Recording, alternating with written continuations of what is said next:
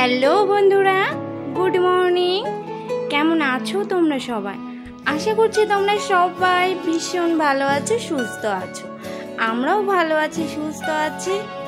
আরও একটি নতুন ভিডিওতে তোমাদের সকলকে জানাই অনেক স্বাগত আর আমার তরফ থেকে অনেক ভালোবাসা। এখন ঘড়িতে বাজে প্রায় 5টা। আজ না একটু সকাল সকালই উঠে পড়েছি, ঘুমটা যেন হঠাৎই ভেঙে গেল। আর ওই যে আমার বরমশাই তো প্রতিদিনই ফার্স্ট।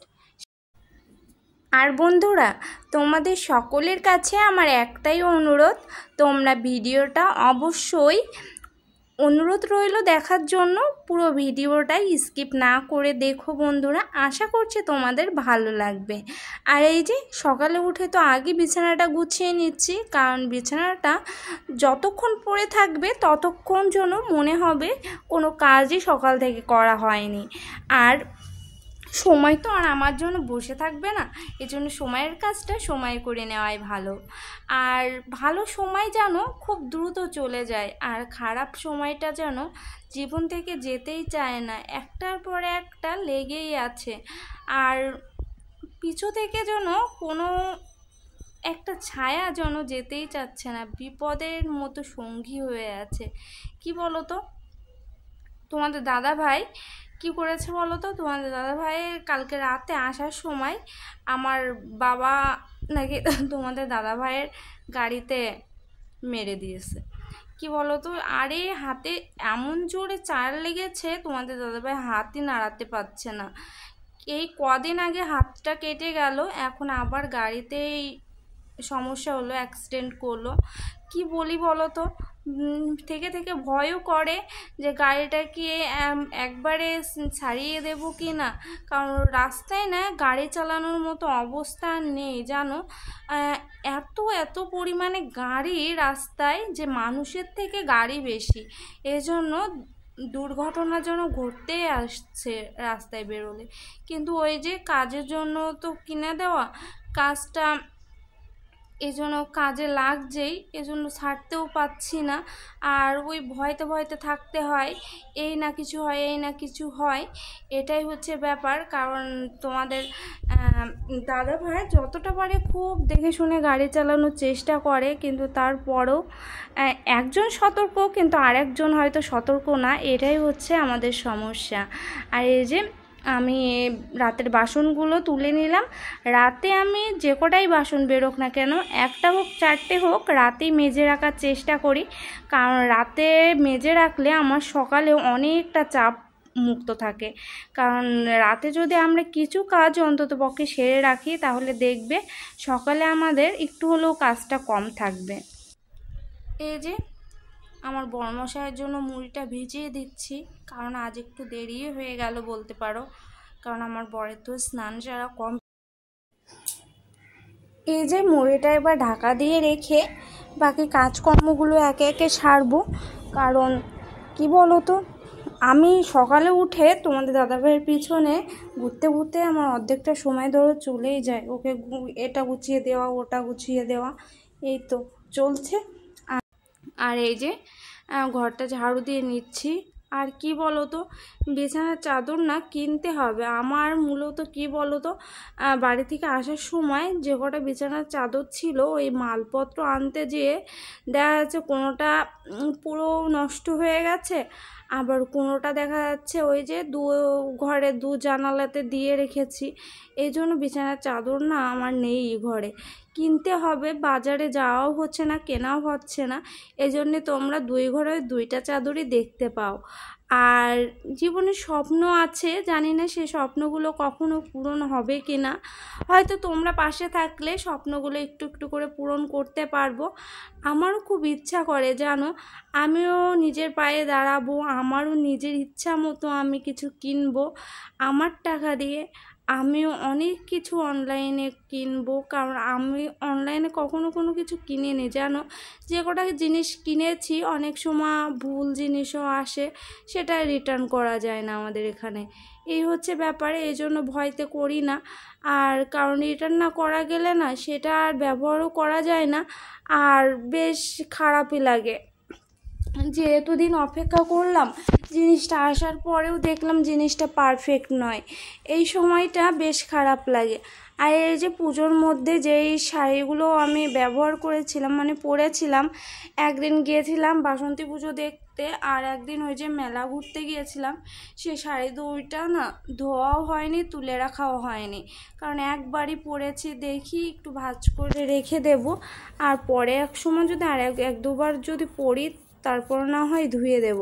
কারণ কি বলো তো, এখন যদি কাপড় দুইটা আমি ধুয়ে দিই তাহলে কাপড় দুইটা আয়রন করতে হবে, আর কাপড় আয়রন করা মানে বেশ ঝুঁকির কাজ। কারণ কাপড় আয়রনটা না বেশ সময় লাগে জানো তো। আর এখানে তো সেই টেবিলটাও পাতা হয়নি, এই জন্য বেশ সমস্যা হয়, খাটের পরে থুয়ে আয়রনটা করতে হয় কাপড়গুলো। এই জন্য আর আপাতত করছি না। তারপরেও ওই যে সাদা শাড়িটা পরে গিয়েছিলাম পুজোর দিন, সাদা শাড়িটা পুরো সিঁদুরে ভরে গেছে। কারণ ওখানে যে ওই যে পুজোর ঘটে ঠাকুরের চিহ্নগুলো এঁকেছিলাম, এই জন্য এই তেল সিঁদুরটা কাপড়ে লেগে গিয়েছিল। ওটা দেখে ওটা কেচে তুলে রাখবো, আয়রন না করলেও, না হলে সাদা জিনিস তো নষ্ট হয়ে যাবে। আর এই যে লাল শাড়িটাও একটু গুছিয়ে নিচ্ছি, গুছিয়ে নিয়ে আমি রেখে দেব, আর একবারেই তুলে রাখবো আলমারিতে, না হলে অনেকটা বাইরে থেকে থেকে ধুলোতে ভরে যাবে আর খেয়ালই থাকবে না।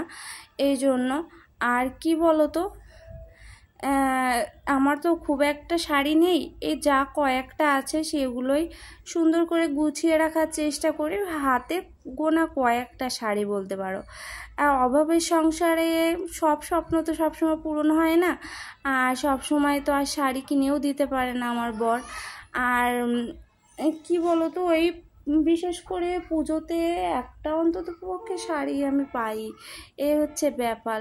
সেই নিয়ে আমি খুব খুশি, কারণ খুব অল্পতে খুশি আমি, অল্পতে খুশি হওয়ার চেষ্টা করি, কারণ সামর্থ্য অনুযায়ী তো সব কিছু করা উচিত, এটা ভেবেই। আর এই যে আলমারিতে জামাকাপড় শাড়ি দুইটা গুছিয়ে রাখছি, গুছিয়ে রেখে আমি বাকি কাজকর্মগুলো সারবো। এখনও তেমন কাজকর্ম পুরো কমপ্লিট হয়নি। আর ওইদিকে আমার বর তো রেডি হচ্ছে, রেডি হয়ে বেরিয়ে গেলে বাকি কাজগুলো সারবো। স্নান করা আছে, ঘর মোছা হচ্ছে, আর ওকে তার মধ্যে আবার নিচে গিয়ে দিয়েও আসতে হবে, হেলমেট নিয়ে যেতে হবে। আর গাড়িটা একটু কি করবে বলছে, সেটাও নিয়ে যেতে হবে, যন্ত্রপাতিগুলো। এজন্য নিচেও একটু লেট হবে, সেটাই ভাবছি। আর এই যে আলমারিতে শাড়ি দুইটা গুছিয়ে রেখে চলো বাকি কাজগুলো সারি। তোমরা ভিডিওটা দেখতে থাকো, আশা করছি তোমাদের ভালো লাগবে।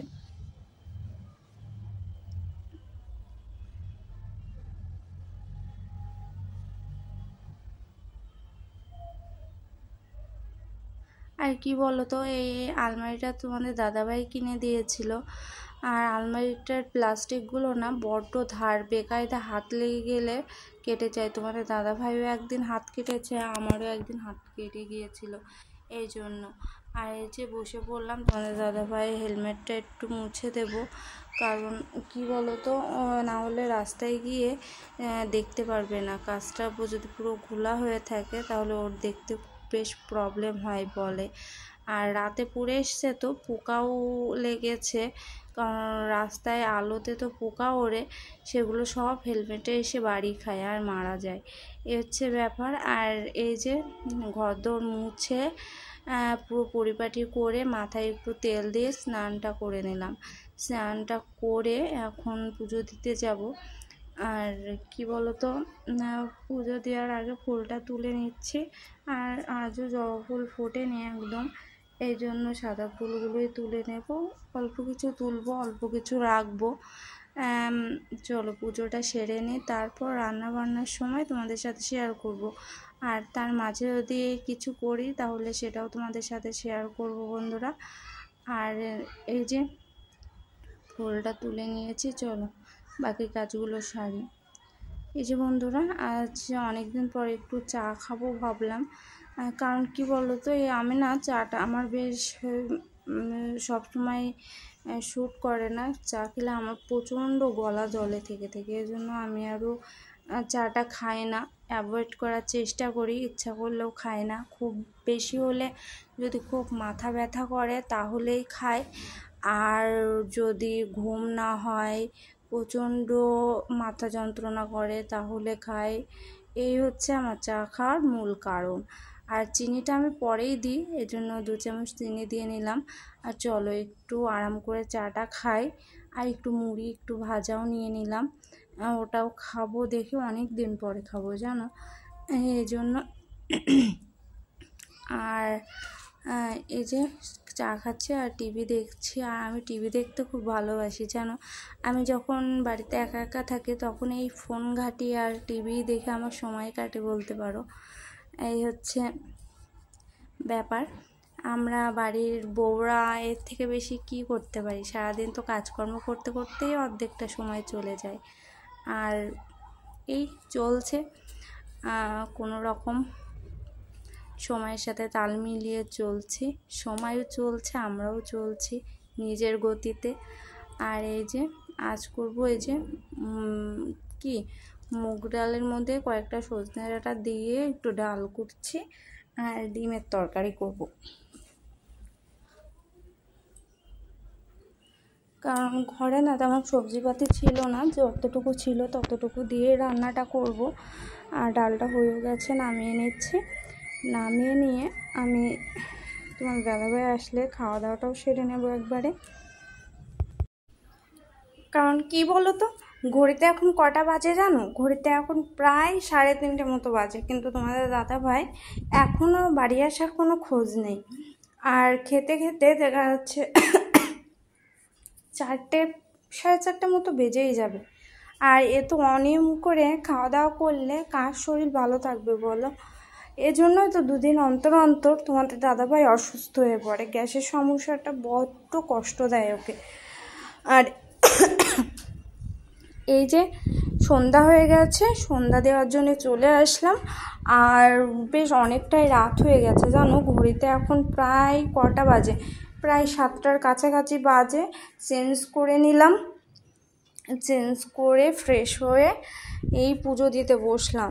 সন্ধ্যাটা দিয়ে নেব, দিয়ে আজকের ভিডিওটা শেষ করব। আর অনেক দিন পরে রাতে এতটুকু ভিডিও তোমাদের সাথে শেয়ার করলাম।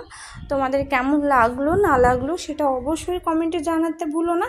আর এভাবেই পাশে থেকো, আমাকে একটু সাহস দিও, কারণ আমি তো নতুনত্ব, খুব একটা ভিডিও বানাতে পারি সেটা আমি বলবো না, ওই বানাই যতটুকু আমার যোগ্যতা আর কি, যতটুকু আমি পারি ততটুকুই তোমাদের সামনে দেখানোর চেষ্টা করি। আশা করি তোমাদের ভালো লাগবে বন্ধুরা, এভাবেই পাশে থেকো কি বন্ধুরা। তাহলে আজকের ভিডিওটা এই পর্যন্তই, দেখা হচ্ছে আরও একটি নতুন ভিডিওতে। সবাই সুস্থ থেকো, ভালো থেকো।